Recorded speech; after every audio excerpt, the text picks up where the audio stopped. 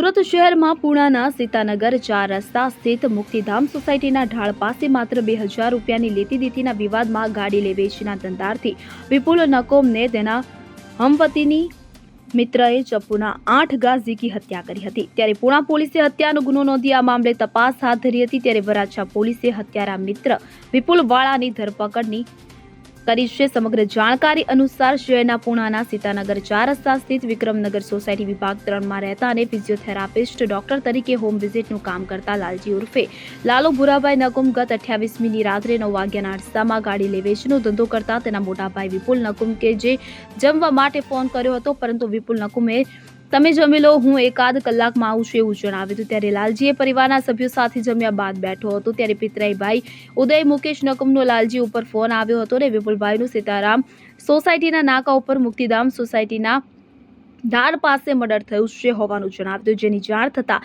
લાલજી તુરંત જ ઘટના સ્થળે દોડી જતા વિપુલના પીઠના ભાગે ચપ્પુના 7 થી 8 ઘા ઝીકેલી લોહીલુહાણ હાલતમાં લાશ પડેલી હતી। આ ઘટનાને પગલે લોકોનું ટોળું એકઠું થઈ ગયું હતું અને આ ઘટનાને પગલે પોલીસ પણ ઘટના સ્થળે આવી પહોંચી હતી। પોલીસ તપાસ દરમિયાન નાણાકીય લેતીદેતીમાં વિપુલ નકુમને તેના હમવતની એવા મિત્ર વિપુલ વાળાએ ચપ્પુના ઘા ઝીકી હત્યા કર્યા અંગે ફરિયાદ નોંધી હત્યાના આરોપીની ધરપકડની તજવીજ હાથ ધરી હતી। ત્યારે વરાછા પોલીસને આરોપી વિપુલ વાળા વરાછા અને પૂણા ગામ વિસ્તારની બોર્ડર પર ફરતો હોવાની બાતમી મળી હતી, જેના પગલે વરાછા પોલીસે આરોપીને ઝડપી પાડ્યો હતો। ત્યારે પ્રાથમિક પૂછપરછમાં માત્ર 2000 રૂપિયાની લેતીદેતીમાં આ હત્યાને અંજામ આપવામાં આવ્યો હોવાની માહિતી સામે આવી છે। હાલ તેને કોર્ટમાં રજૂ કરીને રિમાન્ડ અંગેની વધુ કાર્યવાહી કરવામાં આવી રહી છે।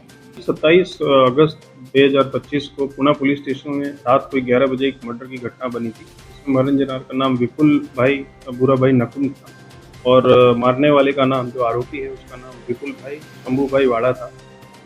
वराछा की टीम ने अपने अंगत सोर्सेज और टेक्निकल और ह्यूमन सर्वेलेंस से इस आरोपी को सूरत शहर के वराछा विस्तार और पुणे विस्तार के बाउंड्री पे इसको पकड़ लिया है और इसने जो आरोपी है उसने मरण जनार को चाकू से 8 बार उस पे मार के उसकी हत्या की थी। अभी हम इसको हमने अरेस्ट कर लिया और इसमें कायदेसर कार्रवाई के लिए अभी हम इसको कोर्ट में लेके जाएंगे और रिमांड के लिए रजू करेंगे। किस बारे में? हत्या पैसे की लेती देती के बारे में थी। अभी ये इससे क्वेश्चनिंग में हमें पता चलेगा कि टोटल जो पैसा का लेन देन था वो कितने का था। अभी हम ऑनरेबल कोर्ट से इसका रिमांड लेके आएंगे, फिर इसे डिटेल इंट्रोगेशन करेंगे। સુનિલ ગાંજાવાલા સાથે CN24 ન્યૂઝ સુરત। હવે જુઓ દેશ દુનિયાની તમામ ખબરો તમારી આંગળીના ટેરવે। ઉઠાવો મોબાઈલ અને ગૂગલ પ્લે સ્ટોર પરથી ડાઉનલોડ કરો અમારી CN24 ન્યૂઝ મોબાઈલ એપ।